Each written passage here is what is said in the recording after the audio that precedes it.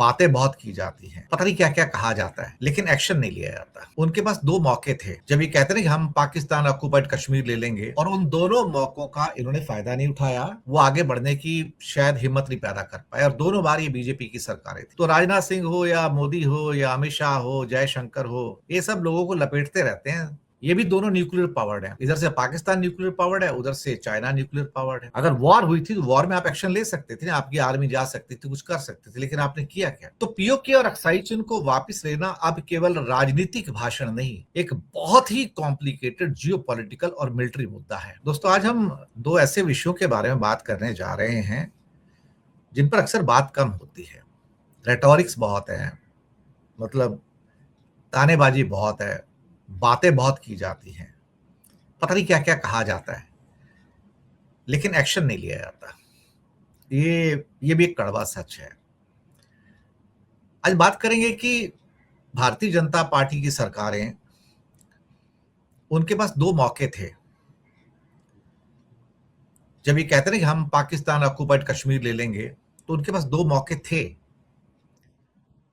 और उन दोनों मौकों का इन्होंने फ़ायदा नहीं उठाया, या फिर ये कहा जाए कि वो आगे बढ़ने की शायद हिम्मत नहीं पैदा कर पाए और दोनों बार ये बीजेपी की सरकारें थी। एक जब कारगिल हुआ था 1999 में, तब अटल बिहारी वाजपेयी थे। तब भी पीओके की बात आई थी तो कह दिया नहीं, वो अभी एजेंडा पे नहीं है। मतलब पीओके लेना है लेकिन एजेंडा पे नहीं है। इनका भी यही हाल है। मोदी सरकार का 12 साल हो गए, पीओके लेना है लेकिन अभी हम उसके लिए, जब सर्जिकल स्ट्राइक हुई और बाकी जो 3-4 दिन की बाद में वॉर हुई, कहता नहीं, ये वॉर उसके लिए थी नहीं। तो राजनाथ सिंह हो या मोदी हो या अमित शाह हो, जयशंकर हो, ये सब लोगों को लपेटते रहते हैं और ले दे के सिर्फ वोट लेने हैं इनको उनके नाम पे, और कुछ नहीं है।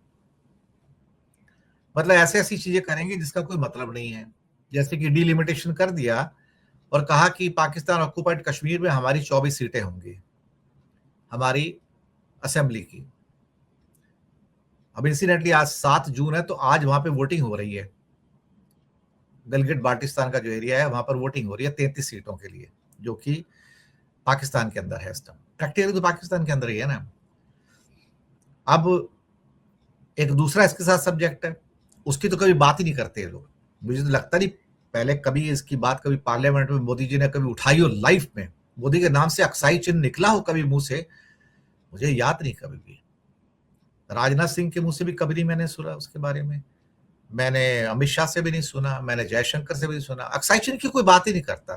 ऐसा लगता है कि अक्साई चिन्ह नाम का वर्ड कोई इतिहास में काम ही नहीं करता है। भाई ऐसी क्या बात है कि ये बीजेपी अपने आप को जो इतना रेटोरिक्स देती है कि वो इनको वापस क्यों नहीं ले सकती? हर बार ये याद दिलाना कि 1962 था, नेहरू जी ने इसको गवा दिया, तो भाई तुम वापस ले लो ना यार। किसी ने गवा दिया, किसी ने वापस ले लिया। अगर तुम्हारे अंदर हिम्मत है तो वापस ले लो। 47-48 में तुमने कश्मीर गवा दिया तो वापस ले लो। अब वापस ना लेने पाने के क्या कारण है? क्योंकि ये दोनों जो एरियाज हैं सारे के सारे, ये भी दोनों न्यूक्लियर पावर्ड हैं। इधर से पाकिस्तान न्यूक्लियर पावर्ड है, उधर से चाइना न्यूक्लियर पावर्ड है। चाइना तो वैसे ही 5 गुना ज्यादा उसकी आर्मी पावरफुल है, और उसके बारे में जयशंकर ने कहा भी था कि हम कैसे चाइना से फाइट ले लेंगे, हम क्यों लड़ेंगे उससे? वो मिलिटरली इकोनॉमिकली 5 गुना ज्यादा हमसे पावरफुल है, हम क्यों लड़ेंगे भी उससे? तो क्या बिना लड़े वो आपको आपकी जमीन दे देगा क्या?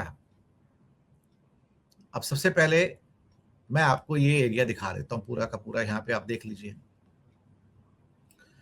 कश्मीर जो है 3 हिस्सों में बटा हुआ है। एक हिस्सा जो है पाकिस्तान ऑक्युपाइड कश्मीर है, एक हिस्सा चाइना ऑक्युपाइड कश्मीर है, और बाकी का हिस्सा हमारे पास है।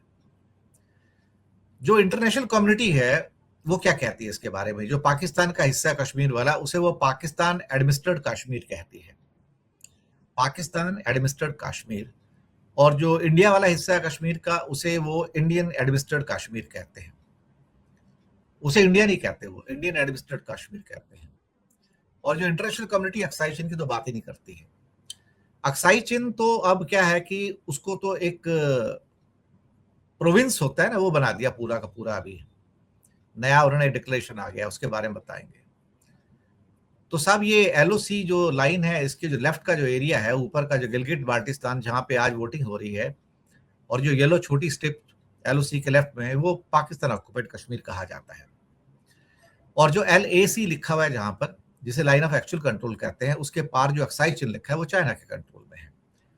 पैगोंग लेक का एक हिस्सा इंडिया में है, एक हिस्सा चाइना के पास है। चाइना ने उस पर 2 ब्रिज भी बना लिए हैं और हम समय समय पर उसकी सूचना देते रहते हैं।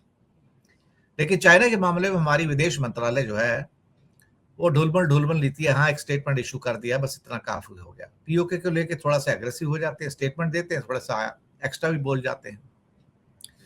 लेकिन अगर 6 साल अटल बिहारी वाजपेयी थे और 12 साल अब मोदी हो गए, इन 18 सालों में बीजेपी की किसी सरकार की हिम्मत तो पड़ी नहीं कि भाई पीओके वापस ले लो।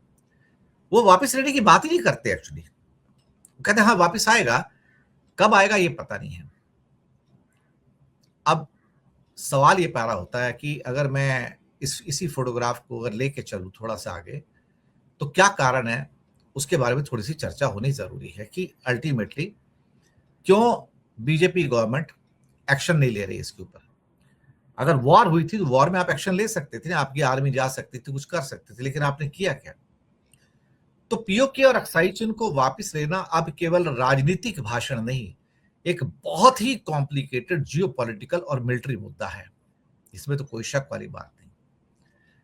इस काम में मोदी सरकार समेत कोई भी सरकार हो, उसके सामने कुछ ठोस कारण हैं कि आप अटैक करके इसको वापस क्यों नहीं लेना चाहते हो।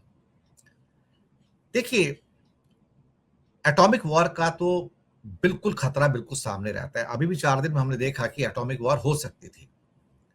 पीओके जो है पाकिस्तान का हिस्सा है और आज का थोड़ी है, 1948 से। वो तो अक्साई चिन चाइना के कब्जे में है।